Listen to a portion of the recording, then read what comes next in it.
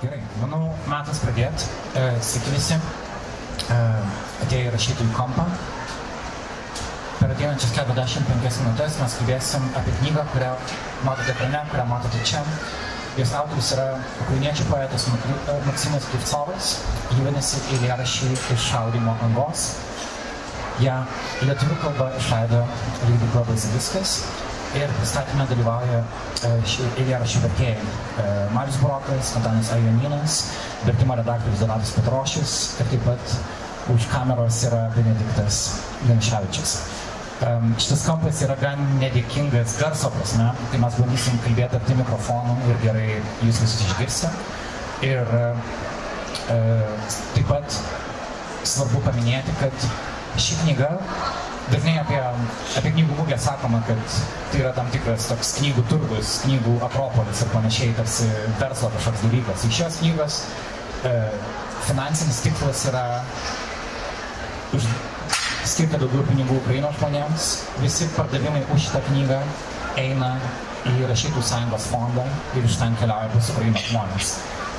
Mariau, gal nori tarp žodį truputį plačiau apie visą šitą, kaip fondas veikia ir taip pat mes turim fondo atstovę iš Ukrainos, kurią irgi norėsim išgirsti, perduoti mikrofoną.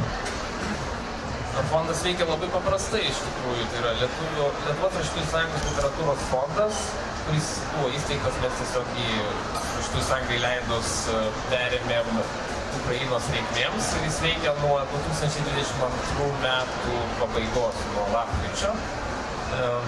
Renkam pinigus automobiliams, taktiniai medicinai, padangoms, generatoriams, krosnelėms, viskam, ko reikia, reikėjo ir reikės. Ir šiuo metu mes turbūt jau net pametėm skaičius tų mašinų, man atrodo 25 nuvarėm prieš porą savaičių. Dabar renkam likus kitom mašinom ir Maksimo Krivcovo knygos už Maksimo Krivcovo knygą parduotos lėšos eis irgi tiesiai į fondą ir bus panaudotos taip pat ukrainiečių reikmėms, Ukrainos armijai. Dalis tų lėšų jau yra panaudota, mes pirkom šitą artileristams, pirkom šiek tiek medicinos, apmokėjom mašinos remontą, tai tie pinigai jau dirba, kurie jau buvo gauti knygai pasirodžius. O kitą dalį žiūrėsim, kaip čia seksis, kaip pavyks su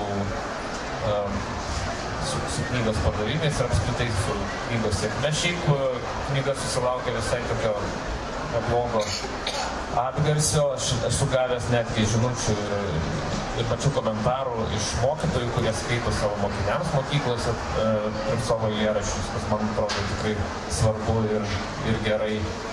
Ir nežinau, dabar galiu pakviesti, sakant, poetę, vertėją ir mūsų veiklos koordinatorę Ukrainoje, Katerina Michaliciną, kuri nesitikėjo čia kalbėti, bet gal pasakys keletą žodžių.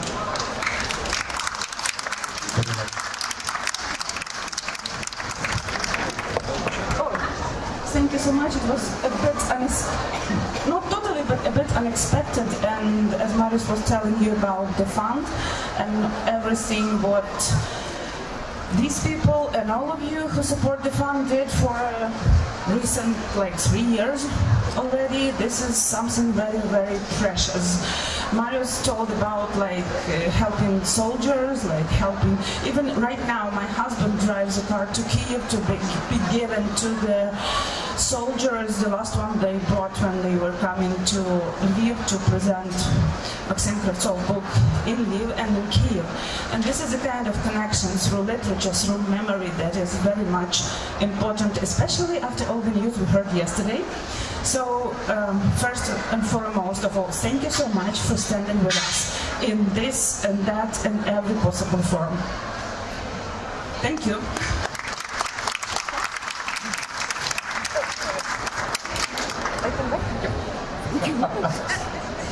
Ačiū, Katerinai. Trumpas vertimas, kad visų pirma, jį dėkoja, kad ypač po vakarykščių naujienų, apie kurias mes trumpai irgi pasikalbėsim, turiuomenį Zelenskio ir Trumpo ir Venso susitikimą, kad šiuo metu tai, kas vyksta čia, yra ypač svarbu Ukrainos žmonėm. Ir ši literatūra tampa kaip dar vienu būdu iš naujo pažinti, kažkaip dar kitaip pajusti, kokie yra žmonių likimai, kas vyksta Ukrainos žmonėms, kažkas daugiau negu tik žiniasklaidos antraštės. Tai mes nepaminėjom svarbaus dalyko apie Maksimą Ivsovą, tai yra, kad 24 metų sausį jį nužudė Rusijos kariuomenė. Maksimo nebėra su mumis, yra likę šie eilėraščiai. Jam buvo 34 metai. Kartu su juo buvo nužudytas jo katinas. Maksimas turėjo slapyvardį Dali dėl savo ūsų, tokių kaip šiek tiek primenančių Dali ūsus. Ir dėl to labai sunku apie šitą knygą kalbėti, nes tai yra knyga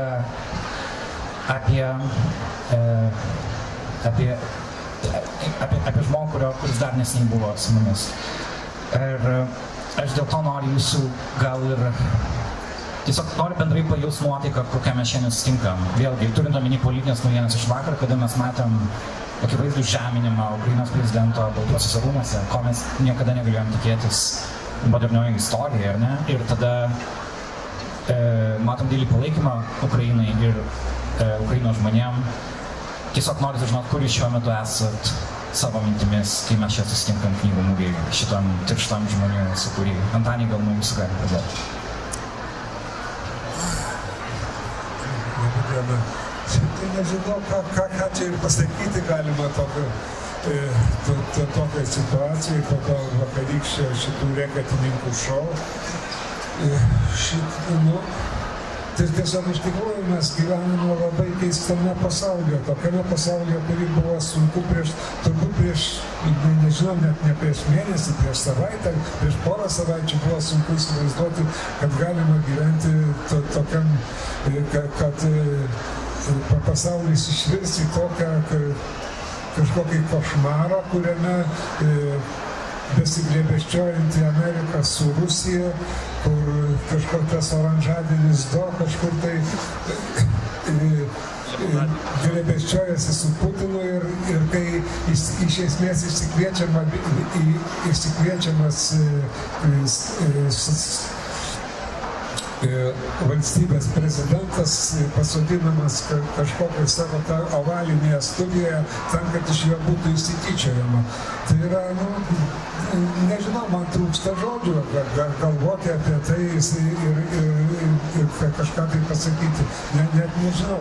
Aišku, tokioje situacijoje kas belieka. Niekad tai užmiršti tą visą Ameriką ir galvoti, tikėtis, kad vis dėlto Europa iš tikrųjų pagalvos, kad kažko jinai privalo jau imtis ir kad Amerika, kad Europa kartu su Ukraina turi tęsti tą kovą prieš Amerikos ir Rusijos bloką. Dėkui. Skamba taip keistai prieš Amerikos ir Rusijos bloką, kad nežinau, ką čia ir pasakyti. Aš skaičiau šiandien kažkokį komentarą, kuris man visai patiko. Sakau, teks turbūt dabar taip elgtis, lyg Kolumbas nebūtų atradęs Amerikos ir jos nebūtų. Nes, kliautis šiuo metu kažkuo yra gana rizikinga. Ir kitas dalykas, kad tos iliuzijos, kuris buvo po antro pasaulinio, kad ateitis amerikiečiai ir mus išgelbės, aišku, net ir neišgelbėjo, tai dabar tų iliuzijų mes, manau, kad jau kaip ir nebeturim. Donatai.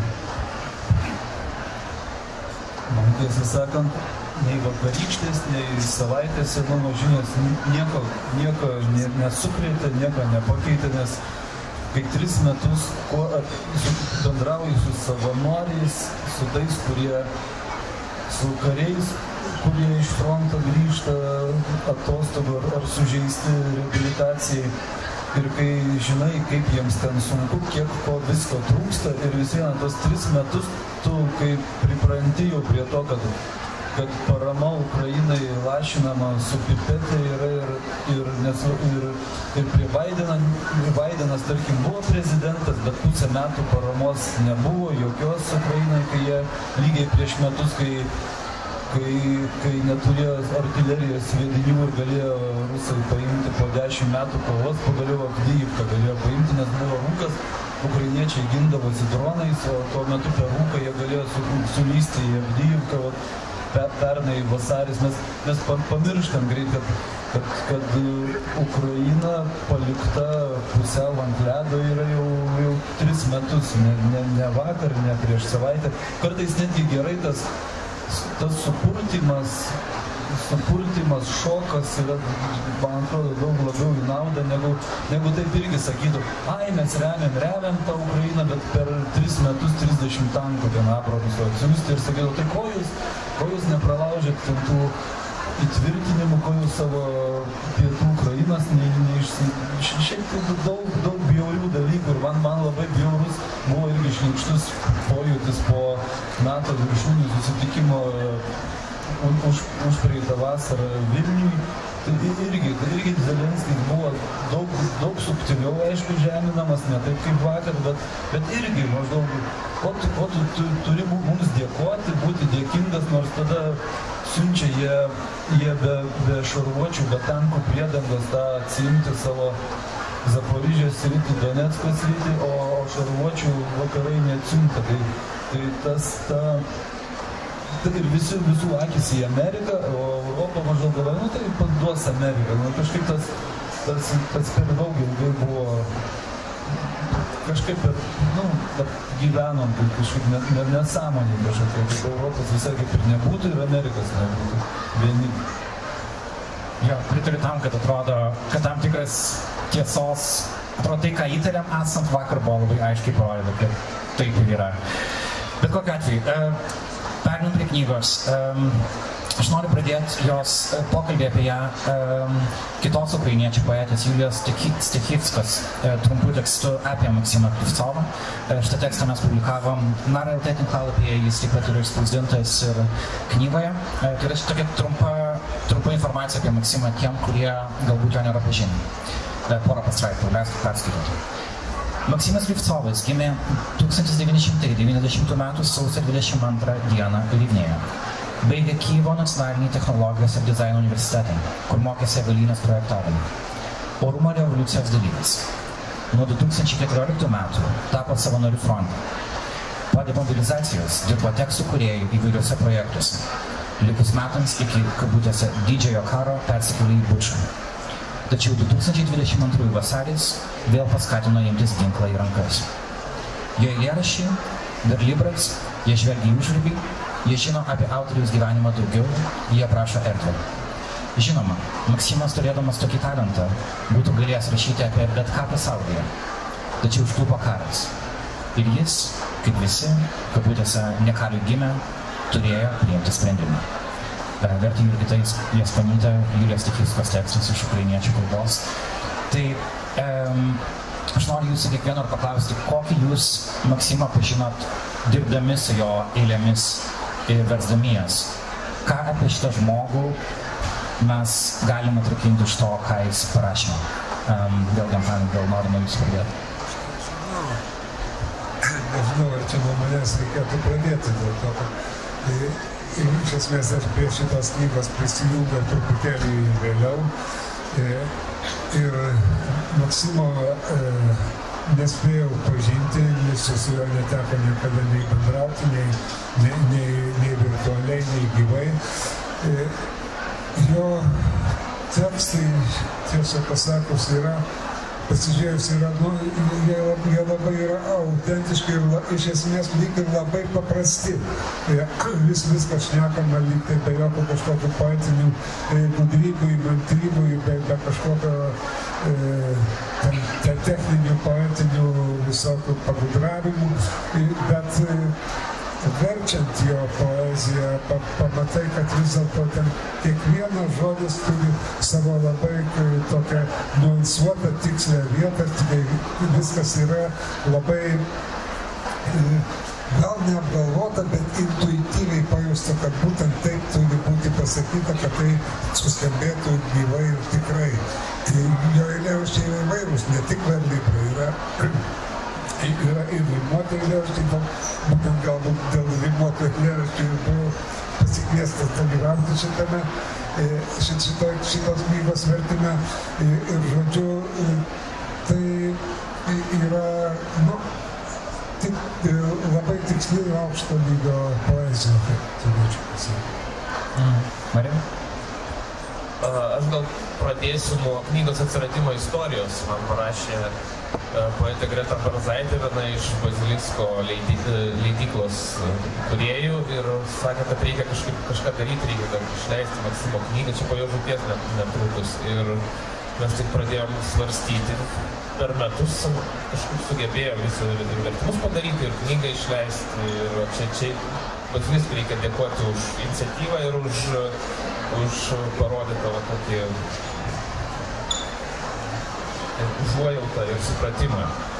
O su Maksimu aš esu bendravęs labai trumpai, tik tai messengerių vertimo reikalais, iš tikrųjų, nes prieš sausio pradžioj pernai pasirodė jo eilėraščių publikacija, pirma lietuviškai.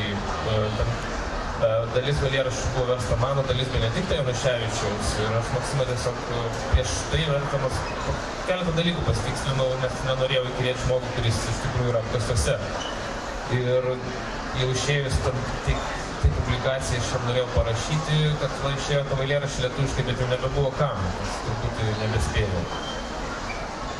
Tai aš nežinau, apie pačius eilėraščius čia reikėjo tiesiog skaityti ir man iš tikrųjų tai labai gaila, kad buvo talentas tokio dydžio ir nežinia, kiek jis dar būtų parašęs visko ir kaip parašęs, bet jo nebėra. Ir tas talentas vienas iš beveik 300 rašytojų, vertėjų ir kitaip su žodžiu dirbančių ukrainiečių, kurie buvo nužudyti rusų. Donatai, koks kaip redaktoriaus perėjus per visą knygą, ką apie Maksimą mes galim perduoti klausytojam, kaip poetą, kaip asmenybę, kokį įspūdį pats susidarė? Aš, kai redagavau, dar tuo metu nebuvo išėję jo esė ir dienoraščių ir visų Facebooko įrašų knyga, tai jeigu aš būčiau pusmečio anksčiau ją išleista ir ją perskaitęs, tai redaguot būtų buvo visai kitaip ir paprasčiau. Vien poetiniai tekstai yra punktyriški, šitą praleidžia, šitą slepia ir dažnai minčių ir įvaizdžių kilmė yra intuityviai, reikia suprasti, iš kur jie radosi. O tas dienoraščius skaitant, tai tada labai daug paaiškina ir pačios poezijos kilmę visų draugų, kurie ginklo brolių, kuriem dedikuoti eilėraščiai, istorijos ir aš dabar netgi galvoju, būtų buvę gal naudinga sukergti 100 puslapių dienoraščių į tarpus tarp eilių idėjus ir tada tą vaizdą daug aiškesnį turėtumėm. O aš net nežinau, ką galima pridurti pasakyti apie talentingą žmogų, kuris tragiškai žuvęs. Ir kaip įrodinėti, sakyti, kad čia aukščiausio lygio poezija. Tik skaitantis tą pajus ir mes tik tiek dėkingi, kad knyga yra perkama, skaitoma, gaunam atsiliepimų ir žinom, kad jos ieško ir perka. O poetinė kokybė, tai karo kokybė, galima sakyti, tik Ukrainoje šiuo metu tokia poezija kuriama. Europoje, aš nežinau, dar visam pasaulyje daug tų karinių konfliktų yra, bet ir Europoje, mūsų kaiminystėje, tai su nieko nepalyginama ir gal su mūsų pokariu partizanų kažko, bet čia vis viena kitok, čia reikia verčiant, ką man redaktoriui teko padaryti, tai sužiūrėti ginklų pavadinimų santraupas ir slengą šio laikinio ukrainiečių jaunimo, kai kur pažiūrėti, kaip jie sutikrinti ar teisingai išversta. Mes išgirsime pačius eilėraščius. Kiekvieno jūsų paprašiau pasirinkti vieną ar porą eilėraščių, kurie jums kažkaip asmeniškai atrodo artimi, ar kuriais tiesiog norit pasidalinti su klausytojais. Ir tą mes padarysim, bet aš dar noriu truputį tokios kontekstinės informacijos įvesti. Kiek pats domėjausi Maksimu Krivcovu, jisai, suprantu, kad tapęs ir pačioje Ukrainoje tam tikrų fenomenų, kad jo tekstus gali ir gatvėse rasti. Ir tai yra ta poezija, kurią žmonės patys pamilo, atpažino savėjoje. Jūs visi trys keliavot į Ukrainą ir pristatėt šitą knygą Ukrainoje. Tai aš noriu apie tai daugiau išgirsti, kaip sekėsi pristatymas ir kaip Maksimo poezija kalbėjo su žmonėm Ukrainoje? Ką jūs ten pamatėt, Mariu? Aš pradėsiu nuo paties Maksimo knygos sėkmės Ukrainoje. Iš tikrųjų, jos parduota apie 20 000 egzempliorių, kas yra kažkoks sunkiai suprantamas skaičius, net didelėje šalyje. O kodėl mes važiavom pristatyti lietuviško vertimo į Ukrainą? Šiaip tas klausimas gali gal kam nors kilti, bet mums jisai nekyla iš tikrųjų, nes mes norėjome visų pirma, tai yra dalis palaikymo ir visų pirma, visų antra, mes norėjome sustiprinti ir toliau palaikyti ryšius su ukrainiečių kūrėjais, rašytojais, menininkais ir bent jau kažkaip patys asmeniškai ir daugelio dalies ir kitų rašytojų vardu pasakyti, kad mes jūs girdim, matom, skaitom ir darom, ką galim. O pristatymai buvo du, vienas Lvive, kitas Kyjive, abiejose dalyvavo Maksimo tėtis Aleksandras, kuris skaitė mintinai sūnaus eiles ir netgi dainavo jas. Šiaip lengva nebuvo visą tai girdint iš tikrųjų. Dalyvavo Maksimo būrio draugai, bent jau Kyjive, ir dalyvavo kiti poetai kariai. Lvive ir Kyjive taip pat, tie, kurie fronte, bet šiuo metu yra paleisti atostogų ir panašiai. Jų yra daug ir bent jau tie, kurie dalyvavo, yra tikrai nemažiau talentingi už patį Maksimą. Igoris Mitrovas, Fredri Rudai ir visi kiti, kurių balsus, manau, reikia išgirsti lietuviškai. Šis tas jau daroma, bet dar anksti kalbėti apie tai. Apie kelionę apie pristatymą ir rezonansą eilėraščių Ukrainoje. Marius jau pasakė visą šitą. Šiaip kelionė dar buvo, tiesą pasakius, tai ne vien tik pristatyti knygos, bet ir nuvežti nugabenti automobilį, kuris buvo perduotas kariaujančiam ukrainiečiam, ir čia galėtų geriau papasakoti Donatas, kuris tai nuvairavo tą automobilį labai sudėtingomis sąlygomis. Nuvairavom paprastai, kadangi šiemet jau trečią automobilį, tas trečiasis praktiškai buvo išpusę iš ankstinės prekybos už šitos Maksimo eilėraščių šaudymo angos parduota ir taip jau gal apie 4-5 tūkstančius eurų šitos knygas jau įdarbinom ir galvojom, kad kadangi knyga nepigi, tai gali būti, kad dar tiek tikimės bus įdarbinta ir jau neužilgo po savaitės dviejų vešim kitas. Tai kas sunkiausia yra rasti, įkalbinti žmonės, atvežti, pasitikrinti tą visai supūsę ir vežtina ir tada jau nupirkus, tada jau lengviausia dalis lieka nuvairuoti iki Ukrainos. Ten šį kartą be sankabos nuvairavom, bet čia rašytojų sąjungos vairuotojas kažkada man pamokė, kaip tai telefonu pakonsultavo, kaip tai daryti.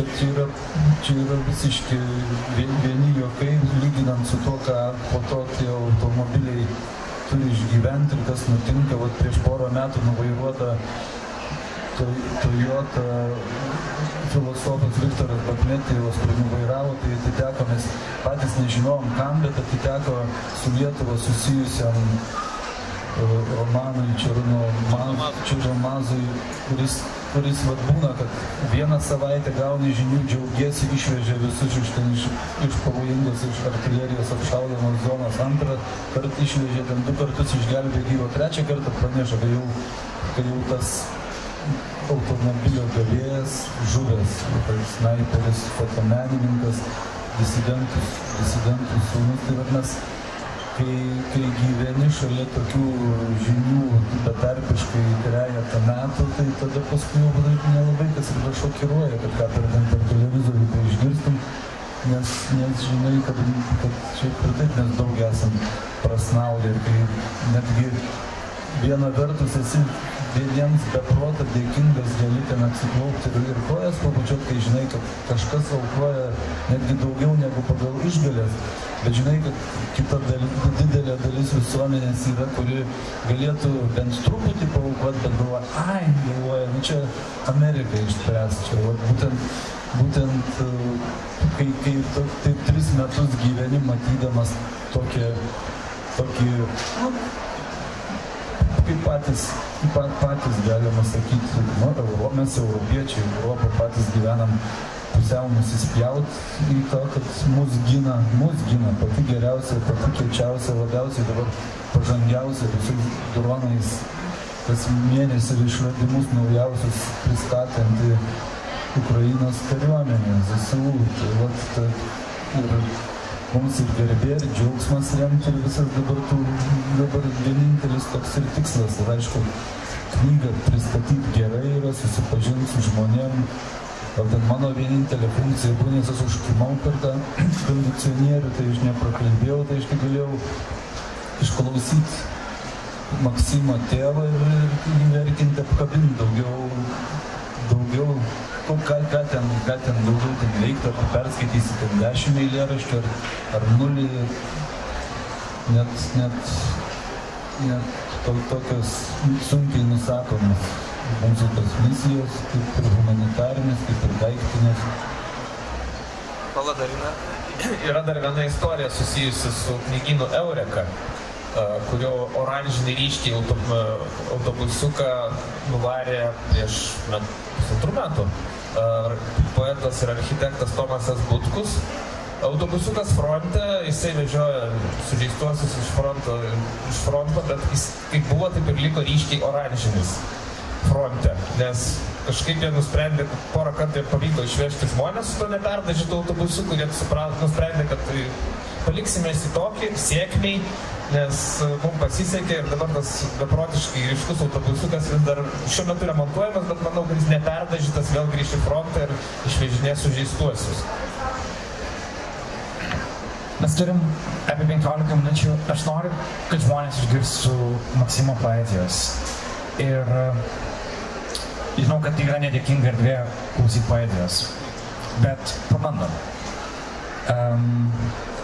Mes tarėmės prieš pristatymą, kad jūs galėsit pasirinkti bet kurį iš, čia yra 200 puslapių knyga, kažkurį iš eilėraščių, kurio norit pasirinkti su skaitytojais. Gal tai ir padarom. Ir Benediktas Januševičius, Benai, užeik į sceną, išgirskime tave. Taip pat vienas iš Maksimo Klusovo eilėraščių vertėjų. Sveiki, bičiuliai. Trumpai pasakysiu, kad pats pirmasis eilėraštis į mano akiratį Maksimo Klusovo pateko 23 metų Liepos 23 dieną. Tas eilėraštis yra ir pats pirmasis knygoje, jis persikėlė į Bučą, labai liūdnas eilėraštis ir aš jį verčiau 3 dienas. Ir galų gale Liepos 26 išdrįsau parašyti autoriui, pačiam Maksimui, paklausti, ar jis neprieštrautų, jeigu aš pasidalinčiau to vertimu Facebook'e ir pasidalys jo, sako, aš būsiu tik tai už. Ir tada žiūriu, kad pastebėjau, kad ir Marius išvertė ir mes tada nutarėm sumesti publikaciją Metų žurnale, kuri, kaip labai gaila, pasirodė jau po Maksimo žūties. Tai iš tikrųjų reikia pabrėžti, kad ukrainiečių poetai atlieka labai svarbų vaidmenį, svarbų darbą šiame kare. Jie ir vieni padeda, renka paramą kariams, kiti dalyvauja informacijame kare, gliaudo kažkokias propagandinės klišes ir taip pat kalba apie karą eilėraščiais. Ir mes matome tą tokį galimybę padėti jiems šiek tiek ir išversdami tuos tekstus, sakykime, ir aš esu įsitraukęs į tai, nors ir, tarkim, nemoku ukrainiečių kalbos, bet pamatai tuos eilėraščius, supranti, kad tiesiog tu privalai jį išversti. Dabar kuo greičiau išversti ir jeigu autorius dar yra galintis patys atsakyti, pasitarti, tai tada tiesiog imi ir darai.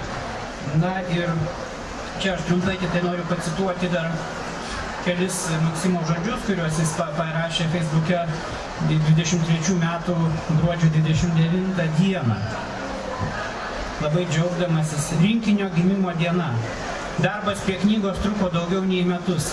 Per tą laiką aš pakeičiau daugiau nei pusę eilėraščių buvusių iš pradžių, tačiau turiu dar keletą svajonių. Norėčiau padovanoti rinkinį Zalužnui, norėtųsi, kad visokie tinklaraštininkai kur nors paminėtų eilėraščius, kad jie jiems patinka. Noriu, kad pavyzdžiui pogrindinis stand-upas surengtų knygos pristatymą ir visiems primintų apie karą ir padėtų man ir galima sujungti tokį renginį su kokia nors rinkliava.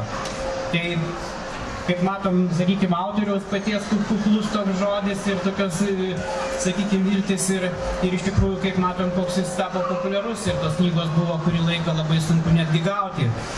Tai va, aš paskaitysiu eilėraštį apie Katiną, apie jo bičiulį ir to eilėraščio knygoje nėra, tiesiog tai vienas iš jo paskutiniųjų turbūt eilėraščių, kuriuos jis parašė.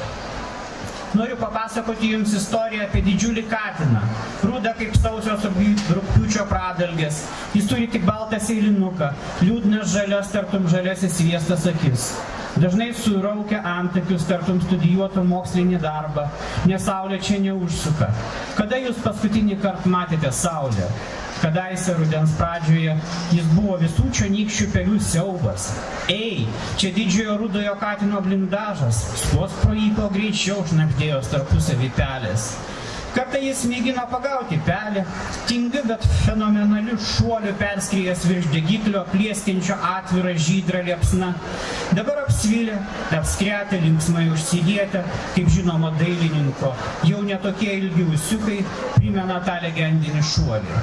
Jis įsitaiso miegoti ant lentynos kraštelio prie įėjimo į blindažą, uždengto 2 antklodės sluoksniais ir kažką žiūrinėja pro siaurus plyšelius, galbūt ko nors draugo ar priešo lapės ar žmogaus lūpurioje.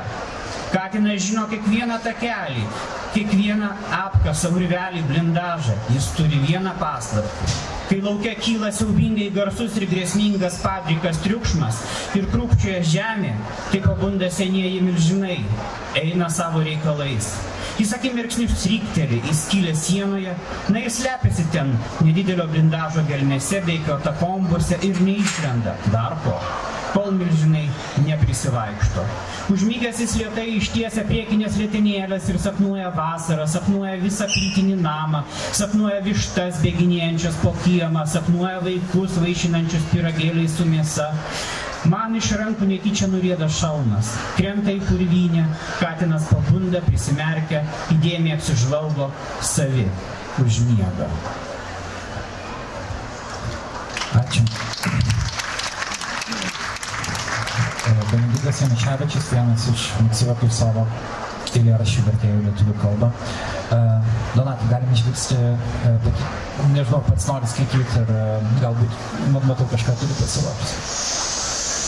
10 minučių beliko, niekas nepaskelbė dar svarbiausias informacijos. Jeigu esama čia tokių, kurie knygos neįsigijo, bet norėtų įsigyti, tai Bazilisko stendas yra B08. Tai 5 salė, 5 erdvė, B08. Čia šitos sienos laikantis, tai pasienį užsilenkant už 30 metrų maždaug. Nors aš knygą įsigijau, bene pirmas parsivežiau iš Ukrainos, bet kaip ir tos dienoraščius, bet supuolė visi draugai, išvertė, aš nieko nesu išvertęs, išskyrus tą jo įvadą, jo prisistatymą. Ir žinau, kad redaguojant pusę buvo išmesta, labai ilgai rengė tą knygą, vos ne metus spaudoj pasirodė, netgi kelios leidyklos prieš tai atmetusios buvo, dabar turbūt plaukus nuo galvos raunasi, nes vis vieną parduoti rekordiniais, kiekį ten 20 000 poezijos ir vis nuvažiuoju kiekvieną mėnesį, bet vis nerandi. Ir aš paskaitysiu gal, vis vieną, čia ne ta erdvė eilėraščiam, radau visą 14 haiku yra karinių tokių, kur sėdėdamas apkasuose, tai vieną kitą užrašė ir aš Vieną perskaitysiu, nes aš kitais nepasitikiu, per daug subtilus. Griaudi tankas, sproginėja minos, metas gerti arbatą. Na, čia užtenka vieno, kad atsiskleistų jo šypsena vidury tų dūmų, ugnies ir viso to siaubo ir sproginėjimo. Tiesiog.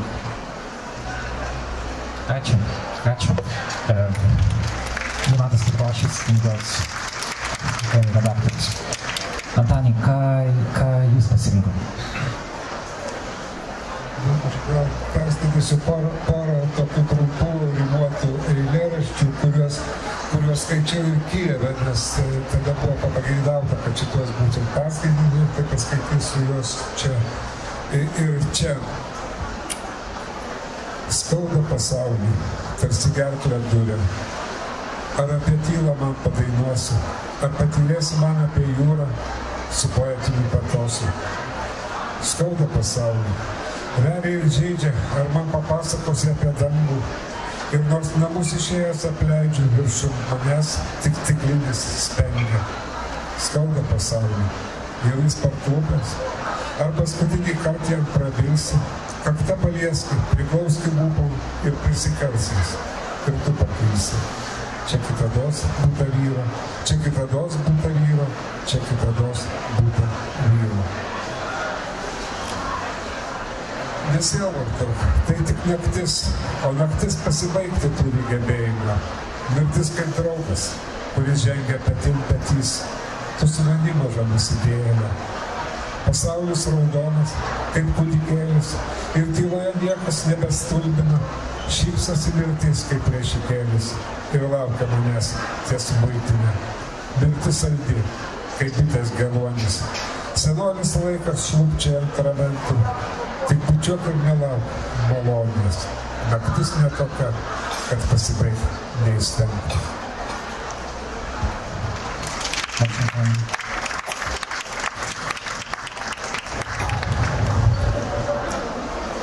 Mariau, tu tiesiogiai iš ukrainiečių kalbos vertėjai, ar ne? Tai visi mes iš ukrainiečių kalbos vertėjai. Tik tiek, kad mes... Turiu omeny, kad kaip Benediktas sakė, kad jis pats nekalba ukrainietiškai, bet vis tiek rado būdą išversti. Bet mes skaitom ir suprantam. Yra tokia truputį kalbos barjeras gyvos kalbos turiu omenyje, nes Donatas va jau prasilaužė ir šneka ukrainietiškai, nes jis su muitininkais reikia kažkaip susišnekėti, kurie nekalba jokia kalba. Tai čia pati geriausia mokykla, iš tikrųjų. O aš kadangi rečiau važinėjau ir su muitininkais reikalų mažiau neturiu praktiškai, tai šio vizito metu pradėjau šį beitą slebizavoti. Tai čia pamečiu kažkaip išnekėdamas.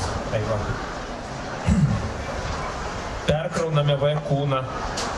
Jis dabar maždaug 50 cm ant 50 cm. Suviniotas į neštuvus, nemenkos kuprinės dydžio. DV kūnas išsklido kaip tešla. Gyvas svėrė 120 kg, net nežinau kiek dabar. P su nutraukta koja, A iš pirmo žvilgsnio sveikas. Vaikinai suvinioti į juodus maišus, į paskutinę siaubingą tamsą. Šarvuotėje vietos nedaug, tenka vis susiliesti kūnais, jų minkšti ir šilti, kaip drabužiai. Žvelgiu į save veidrodyje, veidas perplėštas pusiau, nėra kairės kojos, kairės rankos, trūksta kojos. Žmogus pranyksta, nužydi kaip gėlė. Noriu šaukti, sustokite, liaukitės, gana, bet šitai čia neveikia. Norėjau pasiimti vaiką iš mokyklos, pasitikti merginą po darbo, pasiimti švarką iš valyklos, bet kažkas sako, ne, šitai čia neveikia. Tu privalai pasiimti šaunius vaikinus 50 cm ant 50 cm.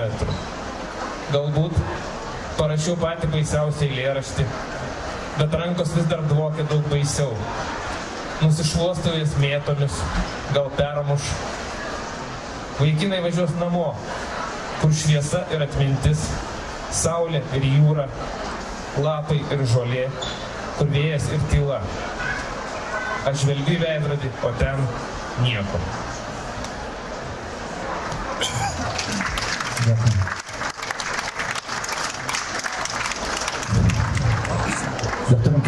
minučių galim pakalbėti apie patį knygos leidimą, kuris yra, kaip suprantu, išlaikytas originaliai toks, koks jis buvo ir ukrainiečių kalba originaliai išleistas. Ir visas grafinis dizainas, tai ką matom, buvo nuspręsta palikti taip, kaip ir yra. Ar ne? Gal galite apie tai daugiau papasakoti? Taip, netgi poetė dailininkė Austėja Jakas taip pačiu šriftu perrašė autentiškų šriftų pavadinimą. Ir taip susisiekta buvo su leidykla, čia leidėjai tą papasakoti ir netgi ten, kur man atrodė, kai aš jau nusipirkau knygą, kad yra klaida, kad viduryje eilėraščio įdėtas kitas eilėraštis, netgi šitą keistenybę išlaikė, aš galvojau, gal lietuvių kalbą verčiant tą ištaisys, nes aš jau dar Lvive sėdėdamas žiūriu, kaip čia numeracija, kad eilėraštis viduryje eilėraščio 95-7 puslapį. Tai visiškai autentiška, tai plus dar yra straipsnis gale Stachivskos. O šiaip mes gal turėtumėm dar pačiai pabaigai dar anonsuoti, kad taip susitinkam su poetais, poetėmis, kariais nuolat ir dabar nežinau, gal nėra paslaptis, kad šių metų pirmoj pusėj būsim jau išvertę tiek ir beliko rimuotus išversti Artūro Gruonio poezijos rinkinį, pirmą rinkinį, jam šiuo metu 24, jis yra iš Lvivo, sužeistas buvo, gavo atostogų atvykti į lapkričio mėnesį poezijos festivalį Lvive ir dalį jų grupeliai grįžtant 3 iš 5 žuvo, porą sužeistų, tai Artūrui pasisekė, kad jis tik tais su skeveldrom, su sužeidimais dabar reabilitacijų Lvive, jam dar ką tik gipsą nuėmė. Tai tokia poetų ir poečių kasdienybė. Pernai buvo Jarina Černovuz atvykusi į Kauno literatūros dienas ir ji buvo jau kaip buvusi medikė, po to persirašiusi į desantininkės, į žvalgybininkės ir paskui turėjo metų su trupučiu demobilizacija, kaip sakyt, buvo grįžusi, bet dabar vėl grįžo, dabar į dronų pajėgas, vėl grįžo prieš mėnesį ir kiek į frontą. Tai mūsų artimiausi draugai, geriausiai pažįstami, mes juos susitinkam ir tas bendravimas toks kartais būna su šiurpu tokiu, kad nuo mūsų niekas nepriklauso, kas nuo mūsų priklauso, kad vėl jie būtų gyvi po mėnesio, po metų, net nežinau. Tai gal tik tas paramas kažkokios, gal kažkiek visas pagalba evakuoti, kas sužeisti, kas dar kaip nors ten. Tai žodžiu, tokie mūsų draugai, kurių susipažįsti atostogaujančiais kariais. Kaip suprantu, panašių knygų greitų metų atsiras daugiau. Mes galėsim daugiau šiuolaikinės kare gimusios ukrainiečių poezijos perskaityti lietuviškai. Antano ir Mariaus dėka jos yra daug operatyviais, jūs turbūt daugelis iš jūsų sekat jų Facebooko profilius, tai jos yra daug, nemažai, bet tokio knygos pavidalu. Na, čia yra tokia pinigų ir laiko. Čia gal ne aš tą darysiu, nes aš kažkaip daugiau vairuotojas. Aš nežinau, ką Antanas verčia, aš dabar gavau iš Katerinos Federudai eilėraščių tokią pluoštą ir tikrai išversiu šitą. Buvo vienas dalykas jau publikuotas ir skaitytas per eitynės, skirtas Ukrainos karo metiniam apie dviratį Ukraina. Tai, manau, bus tų tekstų ir daugiau, nes vis tiek mes toks natūralus turbūt ir mūsų, ir Beno gyvenimo būdo dalis toliau versti tuos tekstus, publikuoti ir skleisti tą balsą. Ačiū labai, kad jūs tai darot. Antanai, finaliniai žodžiai. Tai dar kartą priminam svarbiausią informaciją. Maksimo Kupicovo knygą Eilėraščiai iš Audimo angos galime įsigyti Bazilisko stende šitoj salėj B08 Visos lėšos surinktos iš knygos pardavimus keliauja tiesiai rašytojų sąjungos fondą ir iš ten, kaip suprantu, automobiliai labiausiai perkami yra, kurie keliauja į frontą Ukrainai. Ačiū labai, kad jūs tiek verčiat, tiek ten važiuojat ir noriu tiesiog palinkėti, kad jūs būtumėt saugus, kad jums irgi nieko neatsitiktų. Ir ačiū labai visiems, kurie čia atėjo. Mes klausėmės Antano Jonyno, Mariaus Baroko, Benedikto Januševičiaus ir Donato Petrošiaus. Mano vardas yra Karolis Vyšniauskas. Geros jums knygų mugės. Ačiū.